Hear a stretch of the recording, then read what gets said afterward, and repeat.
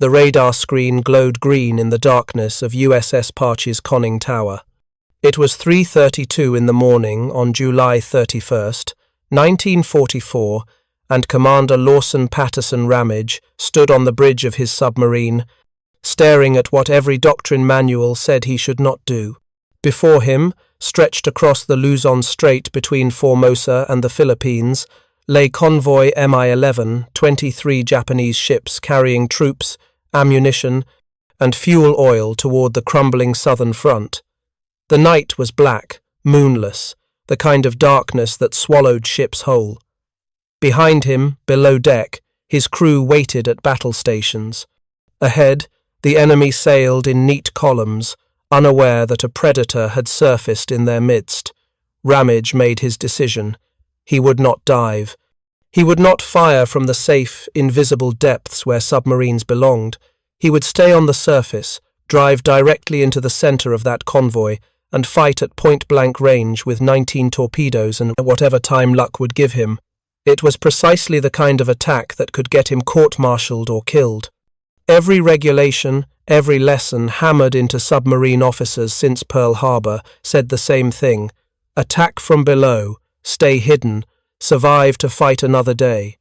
But Ramage had learned something else during his time aboard USS Wahoo under the legendary Dudley "Mush" Morton, that sometimes the safest place was in the enemy's throat. What happened in the next 46 minutes would become known as Ramage's Rampage, one of the most audacious surface attacks in submarine warfare history. It would earn him the Medal of Honor and his boat a Presidential Unit citation. It would also prompt his superior officer to call it foolhardy, dangerous, and an undue risk, then add, with grudging admiration, that it was okay as long as it came out all right. But on that black morning in the Luzon Strait, as Parche's diesel engines growled and pushed the submarine toward the unsuspecting convoy, Ramage couldn't know any of that. All he knew was that the old rules of submarine warfare had failed America for 2 years, and it had taken men willing to break those rules to turn the tide. If you're enjoying this deep dive into the story, hit the subscribe button and let us know in the comments from where in the world you are watching from today. The story of how one submarine commander's surface attack shattered a Japanese convoy begins not in 1944, but in the doctrinal debates of the 1920s and 30s, when the United States Navy was still trying to figure out what submarines were actually for. Pre-war American submarine doctrine had been shaped by the Washington Naval Treaty and the London Naval Treaty, international agreements that attempted to regulate naval warfare and specifically restricted unrestricted submarine warfare. The USS Navy, like most major navies, envisioned submarines primarily as fleet scouts and warship hunters. They were to operate in support of the battle fleet, conduct reconnaissance, and attack enemy capital ships, battleships, aircraft carriers, cruisers. Merchant shipping was considered a secondary target, and attacking civilian vessels was heavily constrained by prize rules that required submarines to surface, search the vessel, and provide for the safety of the crew before sinking it. This doctrine made a certain kind of sense on paper. It was civilized, legal, and reflected America's position as a defender of freedom of the seas. But it had a fatal flaw.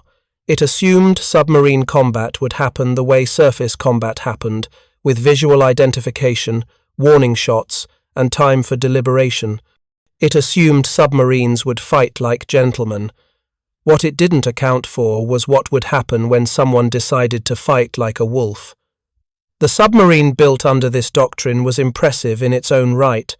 The fleet boats of World War II, Gato-class and Balao-class, submarines like Parche were technological marvels. They were 311 feet long, displaced 1,500 tons on the surface, and could dive to 400 feet. They carried 24 Mark 14 torpedoes in 10 tubes, along with a 5-inch deck gun and machine guns for surface combat. Most importantly, they had range. With 75 days of patrol endurance and the ability to travel 11,000 nautical miles at cruising speed, American submarines could roam the entire Pacific. They had air conditioning, fresh water distillation, hot showers, even ice cream machines, luxuries German U-boats could only dream of. American submariners went to war in relative comfort, which meant they could stay at sea longer and fight harder when they found the enemy. But for the first 2 years of the war, this magnificent fleet accomplished remarkably little. The problem wasn't the boats or the men, it was the doctrine and the weapons.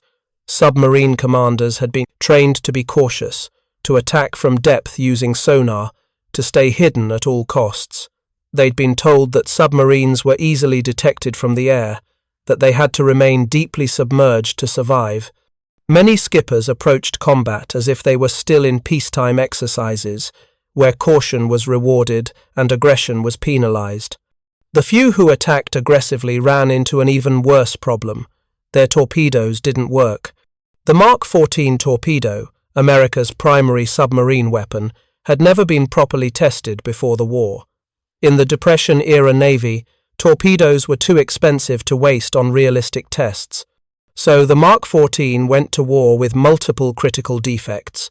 Its magnetic exploder often detonated prematurely or not at all.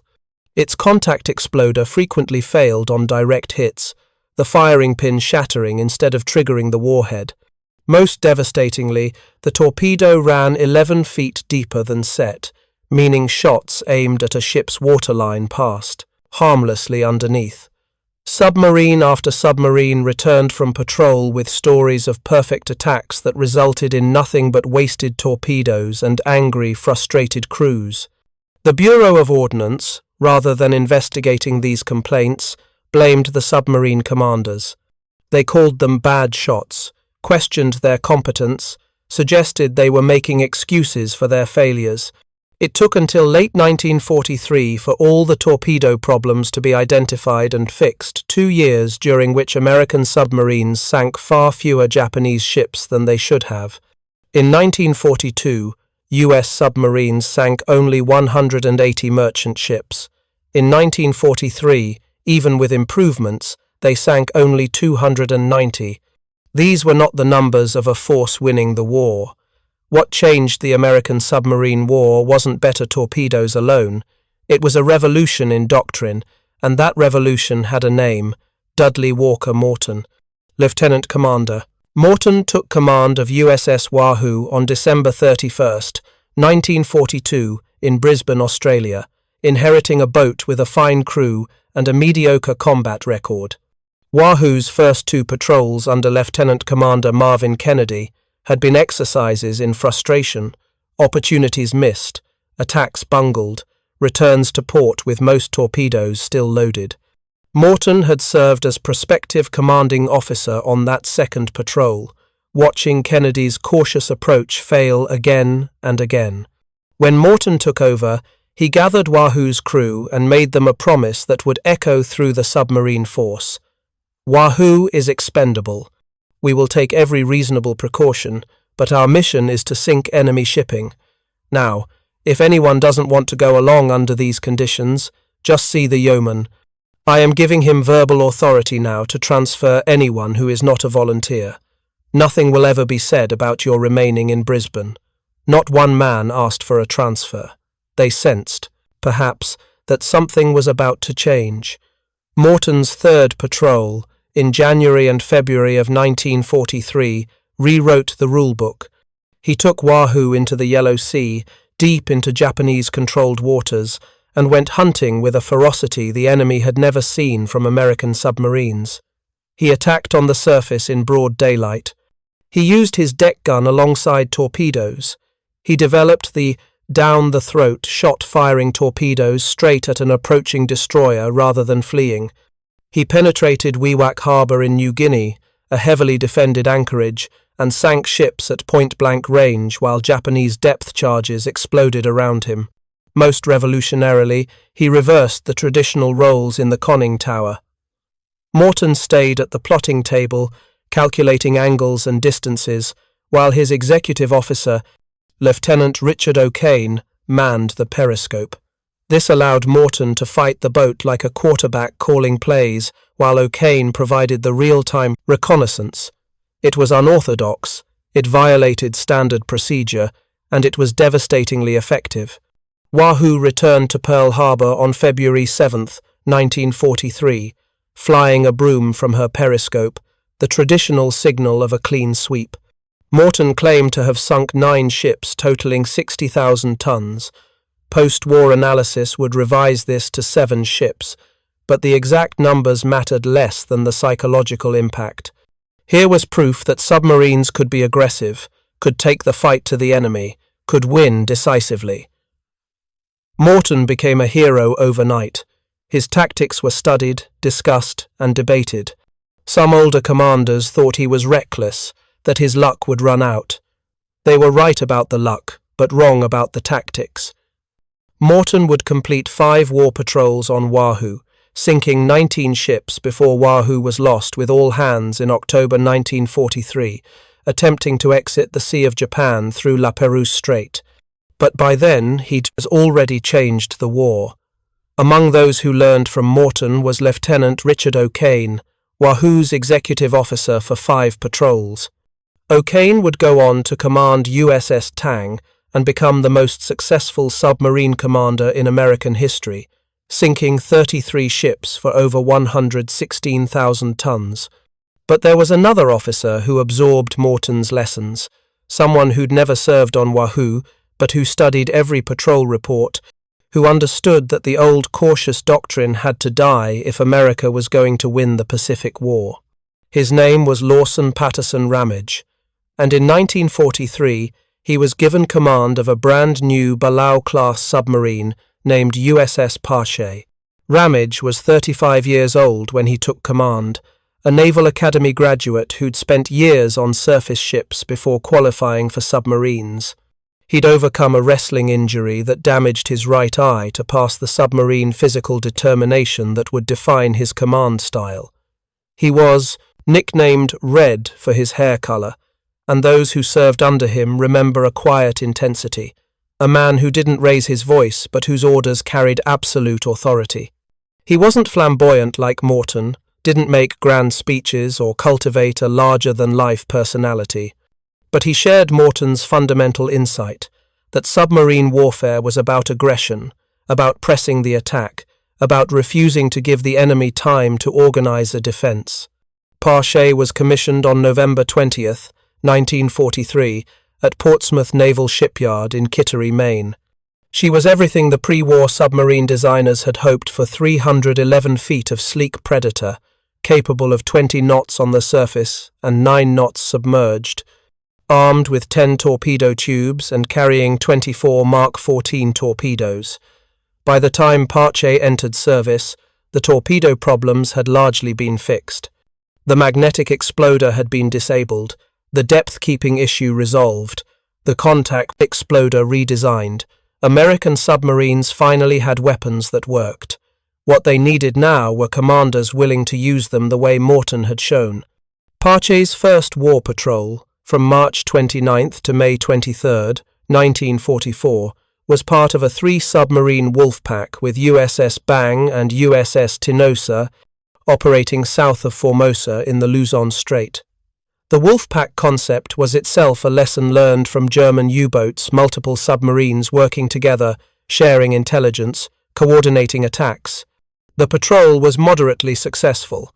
The Wolfpack sank 7 ships totaling 35,000 tons, with Ramage credited for 2 of them, the 7,000-ton cargo ship Tayokumaru and the 4,000-ton freighter Shoryumaru. It was a solid start, but nothing exceptional. Ramage was still learning his boat, still feeling out his crew's capabilities. He was saving his audacity for when he really needed it. That moment came on Pache's second war patrol, which began June 17, 1944. Once again, Pache was operating as part of a wolf pack, this time with USS Steelhead and USS Hammerhead. The 3 boats had been designated Parks Pirates after their group commander, Captain Lewis Smith Parks, and their mission was to interdict Japanese shipping in the waters between Formosa and Luzon, the critical sea lanes that connected Japan's home islands to its resource-rich conquests in Southeast Asia. By mid-1944, the Japanese merchant marine was hemorrhaging. American submarines had sunk over 700 ships since Pearl Harbor, and the rate was accelerating. Japan's empire ran on shipping oil from the Dutch East Indies, rubber from Malaya, rice from Indochina, troops and ammunition going south while raw materials flowed north. Every ship sent to the bottom meant fewer planes in the air, fewer tanks on the battlefield, and less fuel for the combined fleet. But the Japanese still had ships, and they still had to move them. Convoy Mi-11 was one of those necessary movements. 23 vessels departing Moji in southern Japan on July 28, 1944, bound for Miri on the coast of Borneo. The convoy included 6 tankers: Koei Maru, Taketoyo Maru, Shichiyo Maru, Ayagumo Maru, Harima Maru, and Ogura Maru No. 1. It included cargo ships and troop ships: Fuso Maru, Ayayuki Maru, Yoshino Maru, Miho Maru, Inoshima Maru, Manko Maru, Hachijin Maru, Dakar Maru, Teiritsu Maru, Fukuju Maru, and Banshu Maru, No. 16. The escorts included destroyer Shiokaze, escort ship Shimushu, minesweepers W-38 and W-39, submarine chaser CH-55, and auxiliary gunboat Kazan Maru. Together, these ships carried over 200,000 tons of capacity fuel oil desperately needed in the southern theatre, troops to reinforce garrisons, ammunition to replace stocks depleted by American advances. The Japanese Navy knew the Luzon Strait was dangerous. American submarines prowled these waters constantly, guided by broken Japanese codes that allowed U.S. intelligence to plot convoy routes in near real time. The Maru Code, the crypto system Japan used to route merchant ships, had been broken in January 1943. Daily position reports from Japanese convoys were being read by American code breakers almost as soon as they were transmitted. Submarine commanders received messages with precise information: convoy composition, course, speed, estimated time of arrival at waypoints. The era of blind searching was over.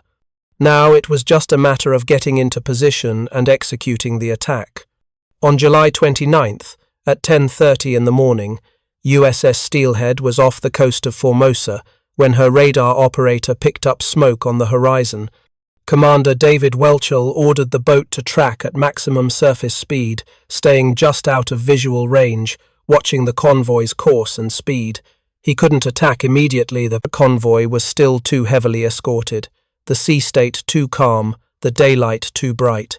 Japanese aircraft flew overhead in patterns, and any submarine caught on the surface would be bombed before it could dive. So Welchel did what Morton had taught the submarine force to do. He maintained contact, reported the convoy's position and heading, and waited for darkness.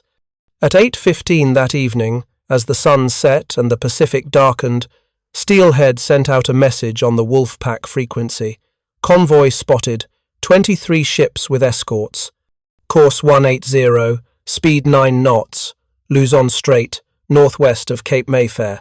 The message reached Parsh and Hammerhead within minutes. Ramage was approximately 50 nautical miles away. He ordered flank speed 17 knots on the surface, pushing Parsh's diesel engines to their limits. The race was on. By midnight on July 30th, Parche had caught up, her radar picking up the massive radar return of 23 ships steaming in formation. Hammerhead was still trailing, delayed by mechanical issues and misunderstood contact reports. It would be just Steelhead and Parsh for this attack, 2 submarines against an entire convoy. Ramage and Welchel coordinated by radio, planning their approach.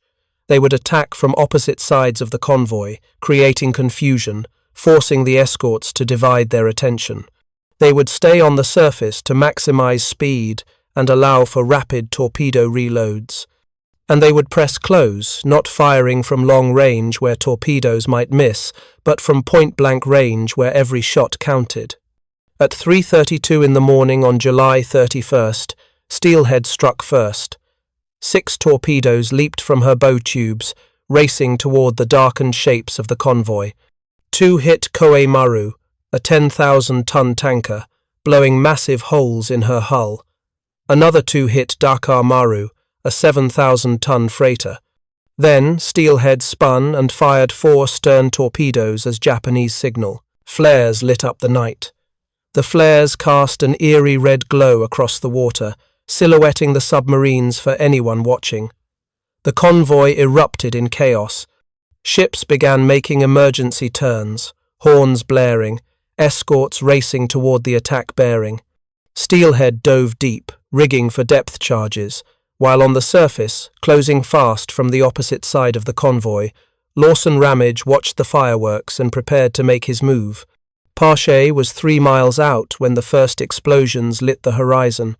Ramage stood on the bridge, gripping the steel railing, feeling the deck vibrate beneath his feet as the diesels drove the submarine forward at maximum speed. Around him stood his junior officer on the deck, Lieutenant Ed Rauscher, the quartermaster, and several lookouts scanning for aircraft or approaching escorts. Below, in the conning tower, was signalman second-class Cortland Chet Stanton at the helm, a young sailor with an uncanny ability to anticipate orders before they were generously given. In the control room, the fire control team worked their mechanical calculating machines, plotting angles, ranges, torpedo spreads. Throughout the boat, men waited at their stations, torpedomen in the forward and aft rooms standing by to load, engineers monitoring the straining diesels, radiomen listening for emergency signals. Everyone knew this would be different from their first patrol. Everyone could feel the electricity in the air, the sense that Ramage was about to do something extraordinary. The convoy was in full panic now. Steelhead's attack had shattered the neat columns. Ships were turning independently, some toward the perceived threat, others away, creating a confused mass of steel and wake. The escorts destroyer Shiokaze and the others were racing around the perimeter, hunting for the submarine that had struck. No one was looking the other way. No one expected a second submarine to be charging toward them from the opposite direction at full speed on the surface. At 3:55 a.m., Ramage gave the order, "Battle stations surface, load all the tubes." Then, instead of ordering the dive, instead of seeking the safety of the deep where submarines belonged, he said the words that would define the next 46 minutes. "We're going in on the surface." All ahead full. Pache knifed through the black water toward the convoy. Ramage could see the shapes now, massive tankers and freighters silhouetted against the red glow of Steelhead's fires. The nearest ship was perhaps 4,000 yards away, close enough to see, but not yet close enough to guarantee a hit. The standard doctrine would be to stop at 3,000 yards, fire a spread of torpedoes, then dive before the escorts could respond. But Ramage had no intention of following standard doctrine. He intended to get so close that missing would be impossible. At 2,000 yards, lookouts on the nearest ship spotted Pache's low silhouette. A searchlight snapped on, its beam sweeping across the water, hunting for the source of the disturbance. Machine gun fire stuttered from one of the escorts, tracers arcing through the darkness like strings of orange pearls. The bullets fell short, splashing into the sea 50 yards ahead of Pache's bow. Ramage didn't flinch, didn't alter course.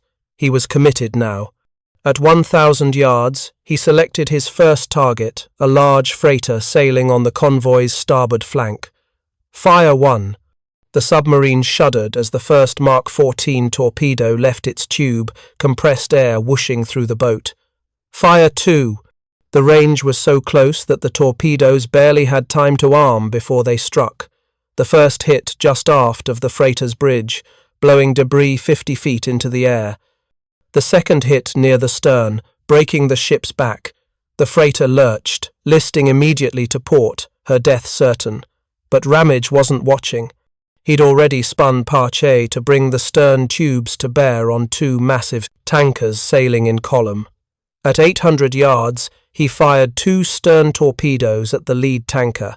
Both hit with thunderous explosions that sent flames climbing 200 feet into the night sky. The tanker Koei Maru, 10,000 tons, was loaded with fuel oil. The first torpedo ruptured her bunkers, the second ignited them. In seconds, The entire ship was engulfed, her crew jumping from the decks into the burning sea below. The second tanker, seeing her sister ship explode, made an emergency turn to avoid the flames. This exposed her entire length to Paget's bow tubes. Ramage fired 3 more torpedoes.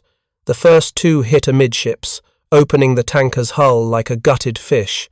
The third hit the stern, jamming her rudder. The tanker slowed, listing heavily, flames beginning to lick along her decks. In the first 3 minutes of combat, Ramage had fired 7 torpedoes and hit 6 targets. 3 ships were sinking or burning, and now the entire convoy knew Paget was there. Every escort turned toward the submarine's last known position. Star shells burst overhead, bathing the sea in harsh white light. Machine gun fire came from multiple directions. The destroyer Shiokaze, detecting Paget on her primitive surface search radar, turned at flank speed to ram. This was the moment when Doctrine said to dive to get deep, rig for silent running, evade the counterattack.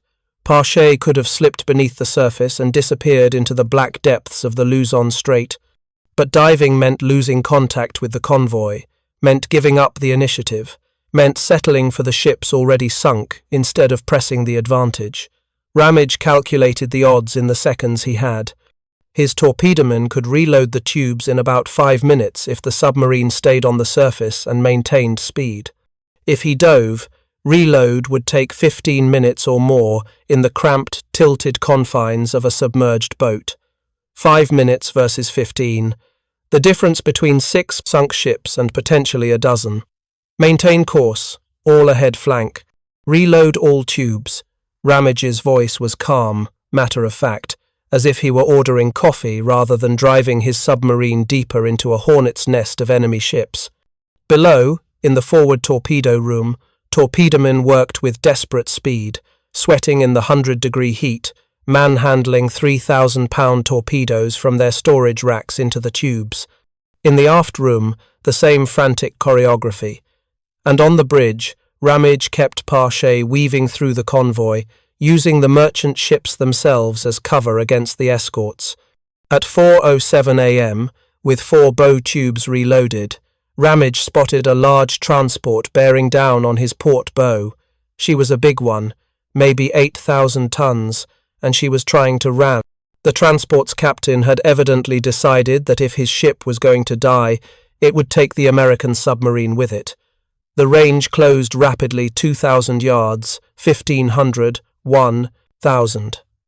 Machine gun fire from the transport's deck raked Paget's conning tower, bullets ricocheting off steel. One lookout was grazed, blood running down his arm. He didn't leave his post. Ramage waited. At 800 yards, with the transport looming like a wall of steel, he ordered, "Fire 3, fire 4." 2 torpedoes leaped from the bow tubes and raced toward the charging ship. The first hit below the waterline at the bow, stopping the transport cold. The second hit near the bridge, killing everyone in the superstructure. The transport settled by the bow, her forward momentum carrying her past Paget, with less than 100 yards to spare. As she slid by, Ramage could see Japanese sailors on her decks, frozen in shock at how close they'd come to ramming the submarine. But there was no time to watch her sink. 2 escorts, patrol boats from the convoy's screen, were converging from starboard, their deck guns flashing. Shells splashed into the water around Paget, some passing overhead with sounds like tearing canvas. One shell hit the water 10 feet from the submarine's hull, the concussion slamming every man on his feet. Ramage turned Paget directly toward the escorts, presenting the smallest possible target, and opened the range at maximum speed. Behind him, the transport he'd just torpedoed was settling deeper, her bow underwater, stern rising. At 4:15 a.m., with stern tubes reloaded, Ramage spotted another opportunity, a tanker on the convoy's far edge, trying to escape the chaos by making a run to the south. She was perhaps 2 miles away, zigging and zagging, her captain hoping the erratic course would throw off any torpedo solution. But Paget's fire control team had practiced these calculations hundreds of times. They fed the data into their mechanical computers: target course, target speed, rate of bearing change, torpedo runtime. The solution came back in seconds. Ramage maneuvered Parshy into position, waited for the tanker to zig into the proper angle, then fired 4 stern torpedoes in rapid succession. The range was long 1,800 yards, and the tanker was maneuvering, but American torpedoes were no longer the unreliable weapons of 1942. All 4 ran true. 3 hit the tanker in a devastating sequence: bow, amidships, stern. The 4th passed under her keel, its magnetic influence deactivated per fleet orders. The tanker broke apart, her midsection collapsing as the bow and stern sections folded toward each other. She went down in less than 2 minutes, taking her cargo of fuel oil and her entire crew with her. 5 ships sunk. Parshy had been on the surface, in the middle of an enemy convoy, for 23 minutes, and she still had torpedoes left. The convoy was in complete disarray now. Ships were scattering in every direction, some making for the Philippine coast, others turning back north toward Formosa, a few simply stopping dead in the water as their captains tried to figure out what to do. The escorts were equally confused. They knew there were submarines nearby. The burning and sinking ships made that obvious, but they couldn't pinpoint their targets. Parshy's low profile made her nearly invisible in the darkness, especially with the fires and star shells creating shadows and glare. And Ramage was constantly moving, never staying in one place long enough for the escorts to coordinate an attack. At 4:23 a.m., disaster nearly struck. Ramage had just finished firing his remaining bow torpedoes at a large freighter when Lieutenant Rauscher, the junior officer of the deck, spotted a shape emerging from the smoke and flames directly ahead. It was a fast transport, maybe 6,000 tons, and she was at full speed on a collision course with Parsh. The range was closing at a combined speed of 30 knots. Impact in 60 seconds. "Captain, we are going to be rammed." Rauscher's voice was urgent but controlled. Ramage looked up, saw the transport's bow wave, calculated angles and speeds.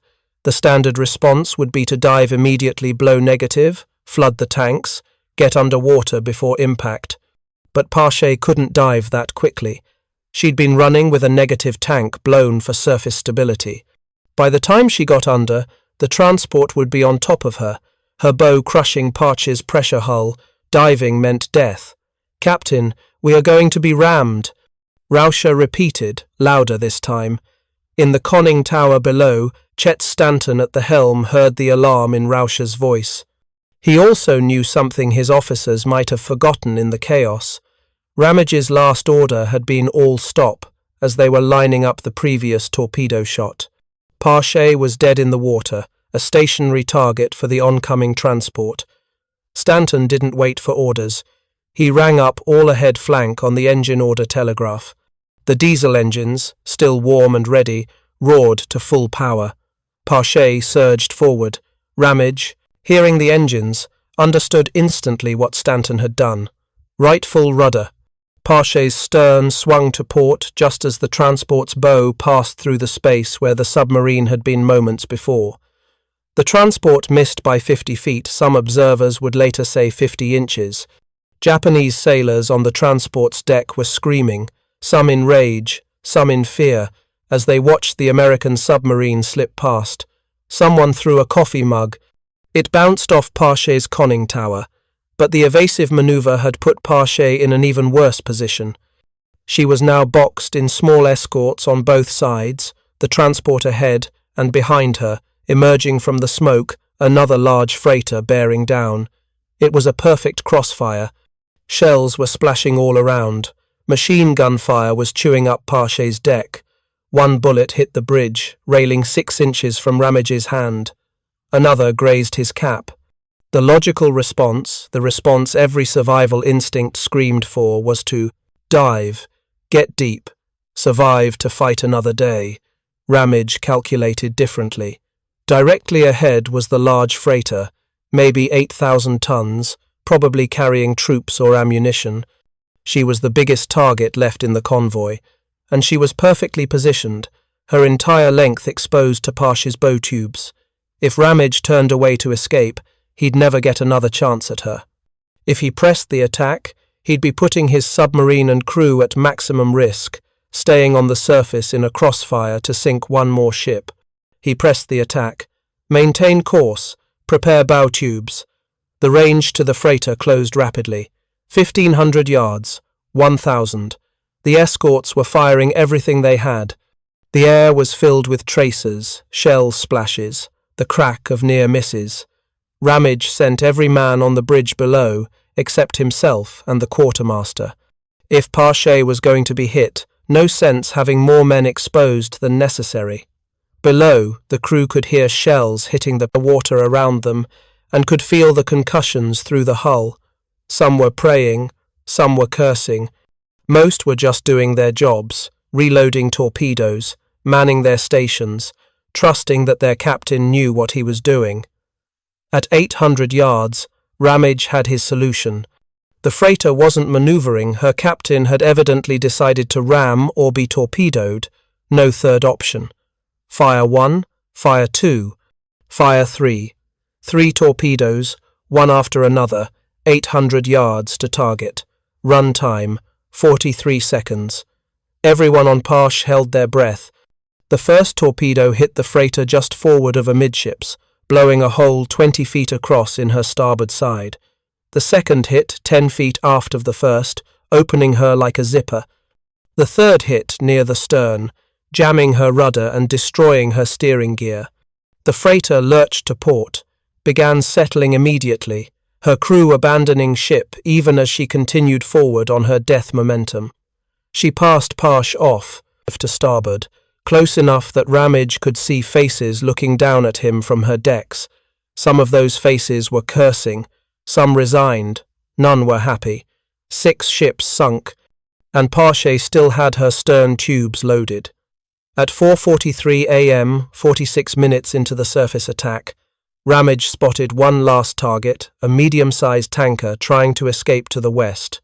She was damaged, listing slightly to port, probably hit by one of Steelhead's earlier torpedoes. She was limping along at maybe 8 knots, trailing an oil slick that gleamed in the light from the burning ships. She was a mercy kill, but mercy kills still counted toward tonnage totals. Ramage brought Pasha around in a wide turn, putting the tanker on his stern bearing. The sun was beginning to hint at dawn on the eastern horizon, painting the sky a faint purple-grey. In an hour, it would be full daylight, and Pasha would be visible for miles. Japanese aircraft would come looking for the submarine that had savaged their convoy. It was time to finish this and get deep. Fire 7, Fire 8, Fire 9. 3 torpedoes, the last 3 aboard, chasing after the wounded tanker. 2 hits. The tanker exploded, her cargo of oil igniting in a massive fireball that could be seen from 30 miles away. She went down in less than a minute. Dive! Dive! Dive! Ramage finally gave the order every submariner had been waiting for. The diving alarm sounded, a harsh, a hooga that echoed through the boat. Men scrambled down hatches. Vents opened, air roared out, seawater flooded into ballast tanks. Pasha's bow tilted down, her deck going under, her conning tower disappearing beneath the surface. In 90 seconds, she was at periscope depth, still moving forward, putting distance between herself and the chaos she'd left behind. In 3 minutes, she was at 200 feet, angling deeper, rigging for silent running as the escorts above began their search patterns. In 46 minutes of surface combat, Lawson Ramage had transformed his submarine from hunter to hunted and back again multiple times. He'd sunk 6 ships. Post-war analysis would confirm the tanker Koei Maru at 10,238 tons, the cargo ship Manko Maru at 4,471 tons, and 4 others for a combined total of over 25,000 tons sunk by Pasha alone. Steelhead had sunk 4 more, including the large transport Fuso Maru with over 2,000 Japanese troops aboard. Between them, the 2 submarines had destroyed 10 of convoy Mi-11's 23 ships and damaged at least 2 others. Several thousand Japanese soldiers, sailors, and civilian crew had died. Thousands more floated in the water of the Balintang Channel, waiting for rescue that might not come. Pache suffered no casualties. Not a single man was seriously injured despite the hundreds of shells and thousands of bullets fired at her. The submarine had a few dents, some scraped paint, and a bullet hole through the bridge railing. That was all. It was almost miraculous, or it was the result of Ramage's tactical genius in using the convoy's own ships as cover, staying in motion, presenting the hardest possible target while maintaining his attack. If you find this story engaging, please take a moment to subscribe and enable notifications. It helps us continue producing in-depth content like this. USS Steelhead and USS Parche broke contact with the convoy's remnants as dawn broke on July 31st. They stayed submerged all day, running deep and quiet while Japanese aircraft searched overhead and surface escorts dropped depth charges on phantom contacts. That evening, after dark, both submarines surfaced to charge batteries and send their action reports. The messages reached Pearl Harbor within hours. Submarine Force Headquarters was stunned. 2 submarines, 1 night, 10 ships sunk. It was the kind of result the entire submarine force had been trying to achieve for 2 years. When Pache arrived at Pearl Harbor on August 16th, she was greeted as a conquering hero. Commodore Merrill Comstock, commander of Submarine Division 2, came aboard personally to read Ramage's patrol report. The report was clinical, factual, matter-of-fact. Ramage described the attack as if it were a training exercise rather than a 46-minute death match. Comstock finished reading, looked up at Ramage, and said words that would become legendary in the submarine force. This was foolhardy, very dangerous, and an undue risk. But I guess it's okay as long as it came out all right. You got away with it, but don't do it again. It was both a commendation and a warning. Comstock recognized that Ramage had achieved something extraordinary, but he also recognized that surface attacks like this could easily go wrong. One shell in the wrong place, one torpedo malfunction at a critical moment, one escort that managed to ram, and Pache would have been lost with all her hands. The line between heroism and suicide was measured in feet and seconds. Ramage had walked that line perfectly, but that didn't mean the Navy wanted other commanders to try the same thing. Nevertheless, the recommendations went up the chain of command. Pache was awarded a Presidential Unit Citation for her first 2 patrols, specifically citing the July 31st action. Commander Lawson Patterson Ramage was recommended for the Medal of Honor, the highest military decoration the United States could bestow. On January 10, 1945, President Franklin Delano Roosevelt personally presented Ramage with the medal in a ceremony at the White House. Ramage accepted it on behalf of his entire crew, later creating special certificates for every officer and enlisted man who'd served aboard Pache that night, stating that each of them had an equal share in the award. The Medal of Honor citation captured the essence of what Ramage had done. For conspicuous gallantry and intrepidity at the risk of his life above and beyond the call of duty as commanding officer of the USS Parche in a pre-dawn attack on a Japanese convoy, 31 July 1944, boldly penetrating the screen of a heavily escorted convoy, Commander Ramage launched a perilous surface attack by delivering a crippling stern shot into a freighter and quickly following up with a series of bow and stern torpedoes to sink the leading tanker and damage the second one. Exposed by the light of bursting flares and bravely defiant of terrific shell fire passing close overhead, he struck again, sinking a transport by 2 forward reloads. In the mounting fury of fire from the damaged and sinking tanker, he calmly ordered his men below, remaining on the bridge to fight it out with an enemy now disorganized and confused. Swift to act as a fast transport closed in to ram, Commander Ramage daringly swung the stern of the speeding Parche as she crossed the bow of the onrushing ship, clearing but less than 50 feet, but placing his submarine in a deadly crossfire from escorts on all sides, and with the transport dead ahead. Undaunted, he sent 3 smashing down the throat bow shots to stop the target, then scored a killing hit as a climax to 46 minutes of violent action with the Pash, and her valiant fighting company retiring victorious and unscathed.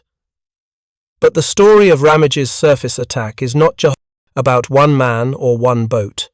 It's about the transformation of American submarine warfare from a cautious, defensive posture to an aggressive, war-winning strategy. By mid-1944, American submarines had become the most effective anti-shipping force in the Pacific. They were sinking Japanese merchant ships faster than Japan could replace them. In 1944 alone, U.S. submarines sank over 600 merchant ships, totaling over 2.4 million tons, more than the combined total of the previous 2 years. The Japanese economy was being strangled by the American submarine blockade. This transformation didn't happen by accident. It happened because commanders like Dudley Morton showed that aggressive tactics worked, that submarines didn't have to hide, that attacking on the surface gave advantages in speed and reloading that often outweighed the increased risk of detection. It happened because men like Richard O'Kane and Lawson Ramage studied those tactics, refined them, and executed them with precision. It happened because the submarine force leadership, men like Admiral Charles Lockwood, supported their aggressive commanders even when those commanders broke the rules and violated peacetime doctrine. The irony is that this aggressive American submarine doctrine was, in many ways, illegal under international law. The London Naval Treaty of 1930 had required submarines to follow prize rules when attacking merchant ships' surface, search, and provide for the safety of crew and passengers. But on December 7, 1941, 6 hours after Pearl Harbor, Chief of Naval Operations Admiral Harold Stark sent a message to all Pacific commanders: execute unrestricted air and submarine warfare against Japan.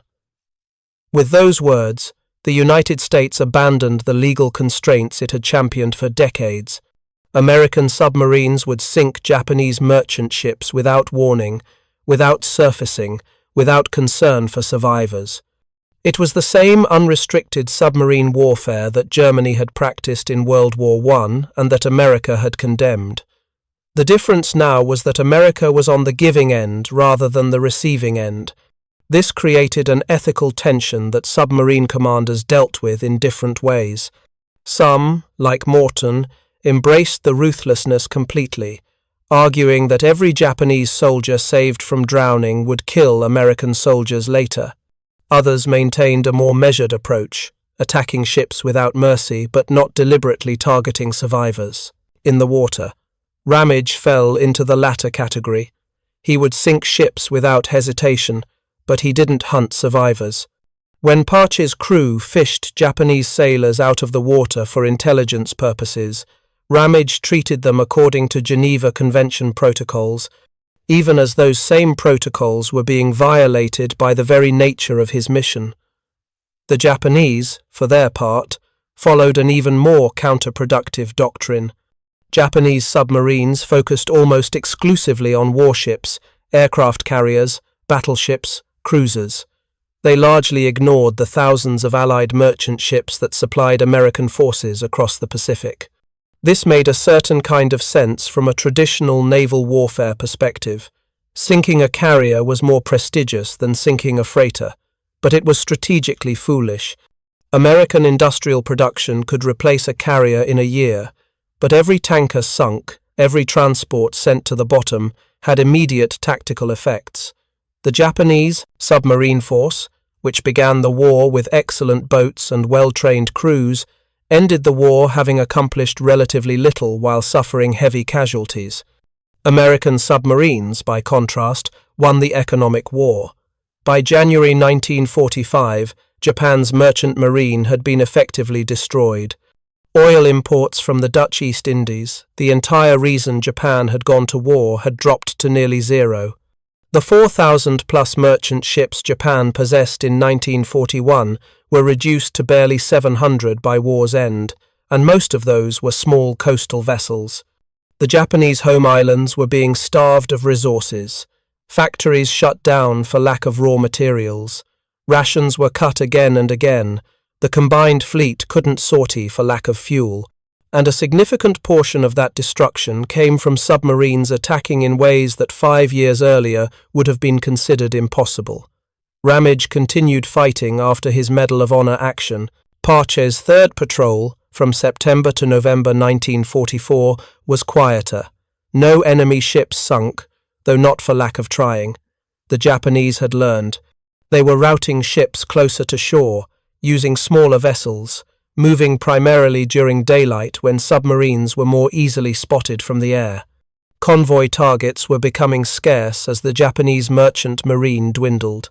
Parche's subsequent patrols under different commanders in 1945 saw some success, but nothing approaching the fury of that July night. Ramage himself moved on to staff positions, eventually rising to vice admiral.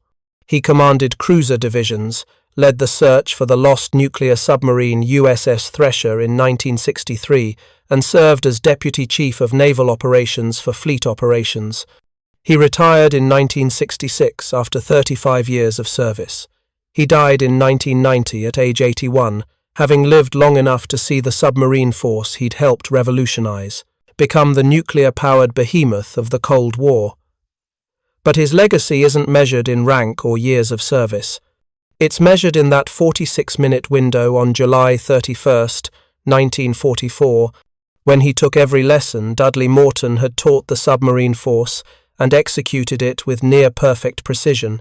He proved that aggressive surface attacks could work, that submarines could fight like wolves rather than sharks, that pressing the attack at close range with rapid reloads was often safer than cautious long-range shots followed by deep dives. His tactics and the tactics of commanders like him shortened the Pacific War by months, maybe years. Every ship sunk was one less ship supplying Japanese forces, one less tanker bringing fuel for kamikaze attacks, one less transport carrying troops to defend the islands. American Marines would have to assault. The submarine force that emerged from World War II bore little resemblance to the one that entered it. In December 1941, American submarines operated under restrictive doctrine, fought with defective weapons, and achieved minimal results.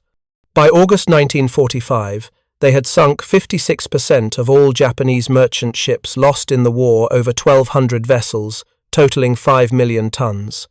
They had also sunk 214 Japanese warships, including an aircraft carrier, a battleship, 11 cruisers, and countless destroyers and escorts. They did this while suffering the highest casualty rate of any American military branch. 52 submarines lost, 3,500 submariners dead, a loss rate of about 20%. But they won their war completely and decisively, and they won it by doing exactly what the title suggests, by making surface attacks that pre-war doctrine said were illegal, or at least inadvisable, by charging into the middle of convoys rather than attacking from the periphery, by staying on the surface when every instinct said to dive, by pressing attacks to point-blank range where missing was impossible but so was escape if things went wrong. These tactics were dangerous, unorthodox, and contrary to everything submarine commanders had been taught. They were also devastatingly effective. Lawson Ramage didn't invent surface attack tactics. That credit belongs to men like Dudley Morton and the aggressive commanders of early 1943 who proved the concept worked.